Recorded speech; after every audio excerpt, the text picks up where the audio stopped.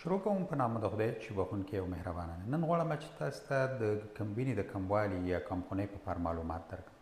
د وینې کموالی یا کمخوني ډول ډول عملونه لري، خو د 80 نه تر 85% کې د اوسپنې د کموالي په پایله کې رامنځته کیږي، او دا چې دی په ښځو کې ډیره زیاته وي، ځکه یو خانه چې دی ښځې یا خویندې میندې چې دي هغه د میاشتني ناروغۍ په پایله کې ډیره وینه ضایع کوي، او د بل خوا نه چې خویندې میندې حمل او یا مثال شیدې ورکوي ماشوم ته، په دغه وخت کې دغه اړتیا د اوسپنې ډیریږي، په پایله کې کمخوني رامنځته کیږي.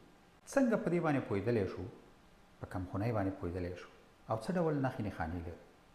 په کمخونۍ کې چې دی ناروغ سردردي لري، سر پې ګرځي، ناروغ ستړی ستوړی وي، سپین تښتېدلی وي، کمزوری وي، د زړه ټکان یې زیات وي، او په ځینې ناروغانو کې ساه لنډي موجوده وي.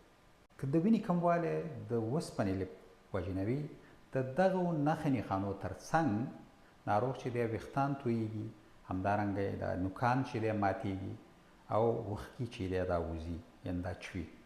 چېرته د ځینې ویټامینونو لکه د بي ویټامینونو په پایله کې یعنې کمخوني رامنځته شوي وي، نو د دغه نښو نښانو ترڅنګ ناروغ چې دی پښې بډۍ کېږي او بې حسه وي، او په حرکاتو کې بدلون رامنځته کېږي. که چېرې په یو چا کې دا ډول نښې نښانې ولیدل شي، باید ډاکټر ته ولاړ شي. د وینې په معاینه کې په واضح ډول معلومېدلی شي چې که د اوسپنې کموالی وي، که د ویټامینونو یو که بل کوم لامل وي، نو د ډاکټر سره باید درمل شي. اوس د اوسپنې ګولۍ شته چې ناروغ یې 2 ټیمه وخوري تر 1.5 میاشتې پورې، او بیا چې دی د وینې معاینه وکړي. خو څنګه موږ کولی شو چې د اوسپنې د کموالي ځان وساتو؟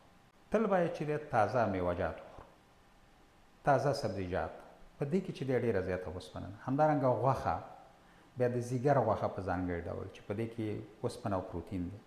همدارنګه که چېرته زموږ او ستاسې په ټولنه کې غربت زیات دی، یعنې د دې شونتیا موجوده نه وي، نو غله دانه لکه جوار، غنم، په دې کې چې دی اوسپنه او پروتین شتون لري. لوبیا، مټر، نسک، دال او داسې نور کورخې، یعنې په دې کې چې دی اوسپنه او پروتین چې دی شتون لري، او د دې نه سړی باید ګټه پورته کړي.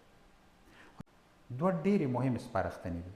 یو دا چې کله موږ او تاسو چې ډوډۍ خورو، د ډوډۍ په منځ کې باید یعنې د نارنج یو ګیلاس شربت یا د مڼې یو ګیلاس شربت وڅښو، ځکه چې دغه کې ویټامین سي شتون لري په دې شربت کې، او ویټامین سي چې کوم دی د اوسپنې جذب په کولمو کې ښه کوي.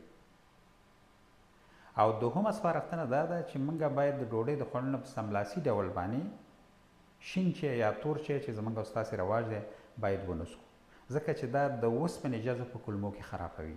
وروسته یې سړی څښلی شي، ځکه چای